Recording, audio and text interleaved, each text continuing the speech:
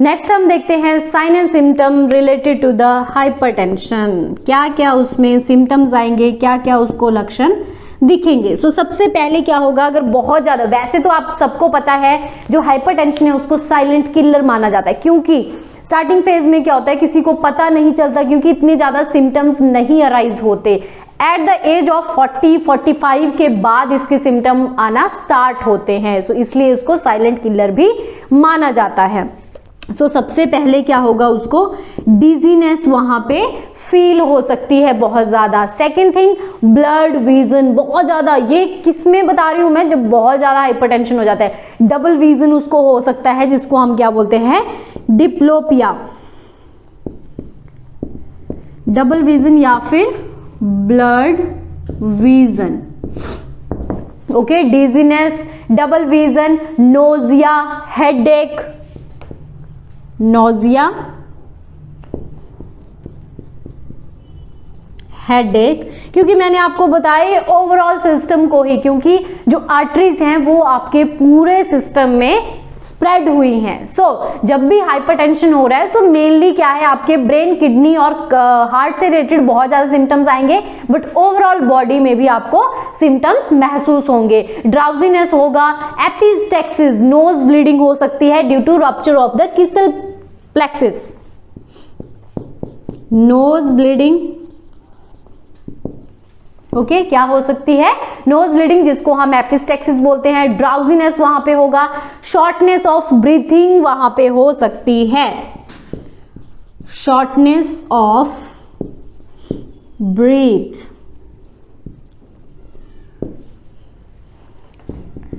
Drowsiness. Okay, so ये सारे symptoms हैं हाइपरटेंशन के, डिजीनेस, डबल विजन या फिर blood vision, nausea, headache, nose bleeding, shortness of breath, drowsiness, या फिर आप बोल सकते हो वहां पे फ्लशिंग ऑफ फेस, मतलब उसका जो फेस है बहुत ज्यादा रेड वहां पे देखने को मिलेगा, फ्लश्ड फेस। सो ये क्या थे overall sign and symptom related to the hypertension. Next thing हम देखेंगे diagnostic evaluation for the hypertension. So next हम देखते हैं डायग्नोस्टिक इन्वेस्टिगेशन, क्या क्या करेंगे हम हाइपरटेंशन के लिए। सो सबसे पहले हमने क्या करना है, physical examination and the history taking.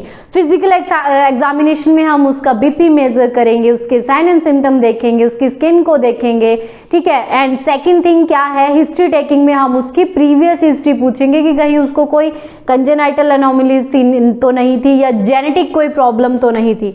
So diagnostic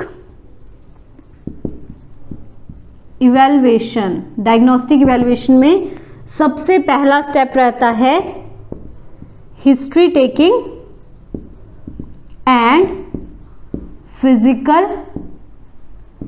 examination. Okay, next thing आती है ब्लड टेस्ट। ब्लड टेस्ट किस चीज से रिलेटेड, कोलेस्ट्रोल। कोलेस्ट्रोल का लेवल अगर हाई है तो इट मीन्स उसको ब्लड हाइपरटेंशन की प्रॉब्लम हो सकती है। डायबिटीज और अदर टेस्ट हम उसमें कर सकते हैं, blood test, cholesterol, kidney function test, ये सारे ब्लड टेस्ट हम वहां पे परफॉर्म करेंगे। यूरिन कल्चर या फिर यूरिन टेस्ट भी हम वहां पे कर सकते हैं। नेक्स्ट चीज आती है ब्लड टेस्ट ईसीजी। ईसीजी या फिर स्कैन वहां पे कर सकते हैं, ईसीजी एंड स्कैन। सो ये क्या थे सारे डायग्नोस्टिक इवैल्यूएशन, हिस्ट्री टेकिंग करेंगे, फिजिकल एग्जामिनेशन, ब्लड टेस्ट करेंगे, किडनी से रिलेटेड कोलेस्ट्रॉल का लेवल देखेंगे, यूरिन टेस्ट करेंगे, ईसीजी, इलेक्ट्रोकार्डियोग्राफी करेंगे और स्कैनिंग भी कर सकते हैं वहां पे। नेक्स्ट हम देखेंगे इसकी ट्रीटमेंट। सो नेक्स्ट हम देखते हैं management of the hypertension. Management, so management में एक फुल फॉर्म बताती हूं मैं आपको, इजी वे टू रिमेंबर, कैसे आप याद रख सकते हो, DEALS, डील्स की चीज आप देख सकते हो, फिर आप इसको याद रख सकते हो। सो डील्स मीन्स, डी मतलब डाइट मॉडिफिकेशन, इट मीन्स उसको जो आपकी जो उसकी डाइट है वो क्या करनी पड़ेगी, चेंज करनी पड़ेगी। सो सबसे पहले क्या है, diet modification. Second thing, E means exercises, E means exercises. A means anti hypertensive drugs, उसको लेने ही पड़ेंगे, एंटी हाइपरटेंसिव ड्रग्स। नेक्स्ट आता है L, L means lifestyle changes, उसको अपने लाइफस्टाइल चेंज करना पड़ेगा, लाइफस्टाइल चेंजेस।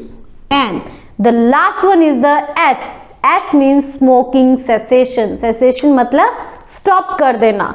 सो स्मोकिंग को उसको क्या करना पड़ेगा, स्टॉप करना पड़ेगा, स्मोकिंग सेसेशन। सो डील्स की वजह से आप याद रख सकते हो management of the hypertension. D means diet modification, मैं आगे बताऊंगी कौन कौन सी उसको डाइट लेनी चाहिए, एक्सरसाइजेस उसको करनी चाहिए, एंटी हाइपरटेंसिव उसको ड्रग लेने पड़ेंगे, लाइफस्टाइल उसको चेंज करना पड़ेगा, and S means smoking cessation. Next हम देखते हैं लाइफस्टाइल और डाइट चेंजेस में क्या क्या चीजें करेंगे। सबसे पहले हम देखते हैं लाइफस्टाइल चेंजेस, या आप बोल सकते हो नॉन फार्मेकोलॉजिकल, हम क्या क्या चीजें वहां पे करेंगे। लाइफस्टाइल में उसको क्या क्या चीजें चेंज करनी पड़ेंगी।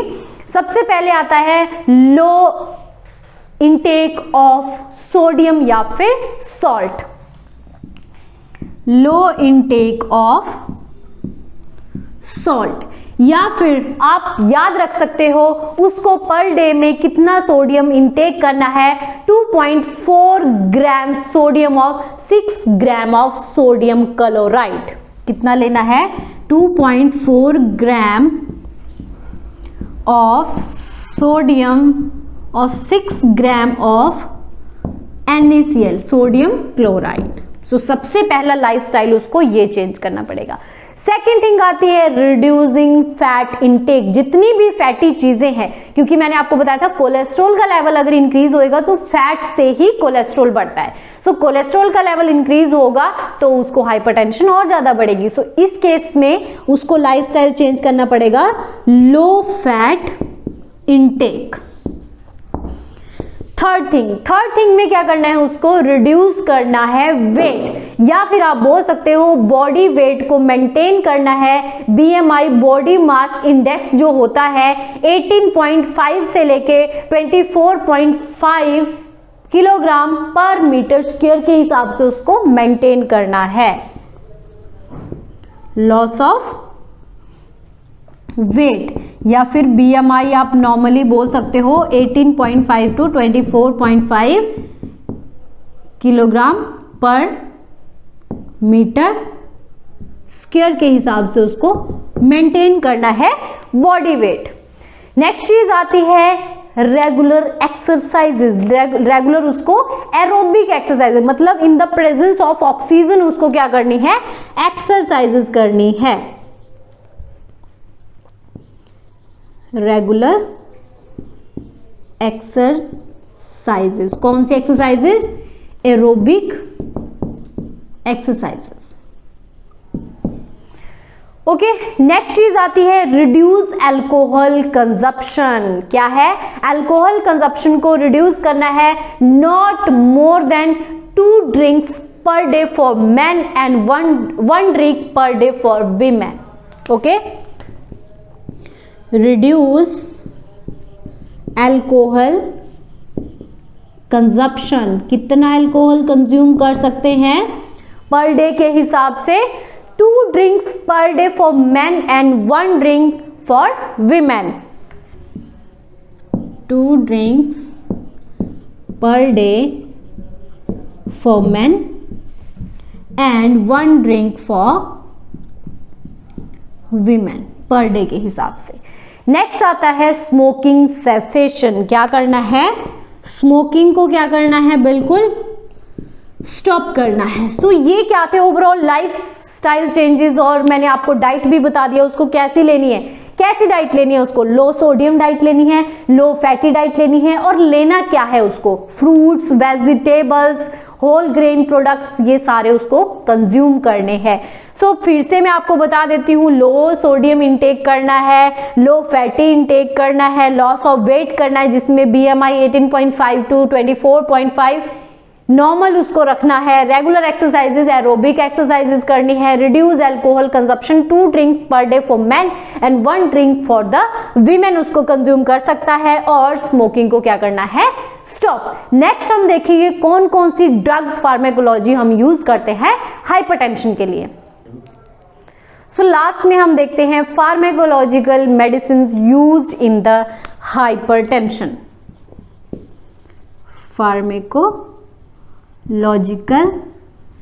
मैनेजमेंट। सो सबसे पहले हाइपरटेंशन के केसेस में यूज करते हैं डायरेटिक्स।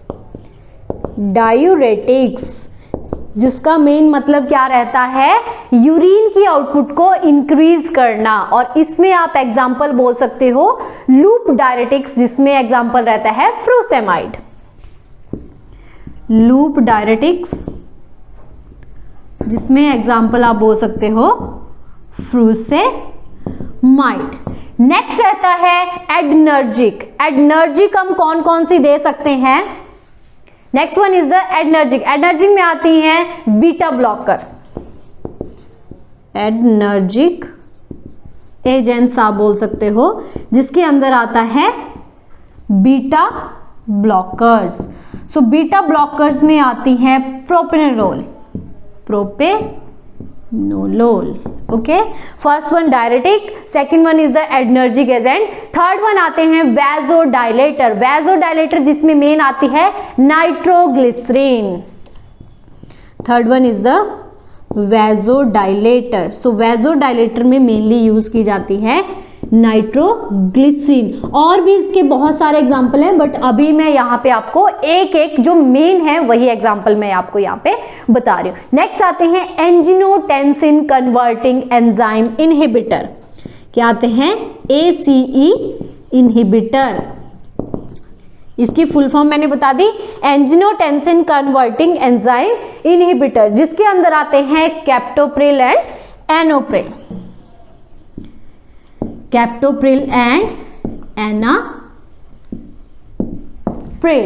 सो ये क्या थे, सारे drugs related to the hypertension, जिसमें हमने सबसे पहले देखे डायरेटिक्स। डायरेटिक्स में लूप डायरेटिक में आता है frusemide. Second thing adrenergic agent जिसमें बीटा ब्लॉकर्स आते हैं propranolol, vasodilator nitroglycerin, and last one is the ACE inhibitor, angiotensin converting enzyme inhibitor, जिसके अंदर आता है captopril and enalapril. So guys, this is all about the hypertension. I hope you like this video. Please like, share, subscribe my channel. Thank you. Bye bye. Take care.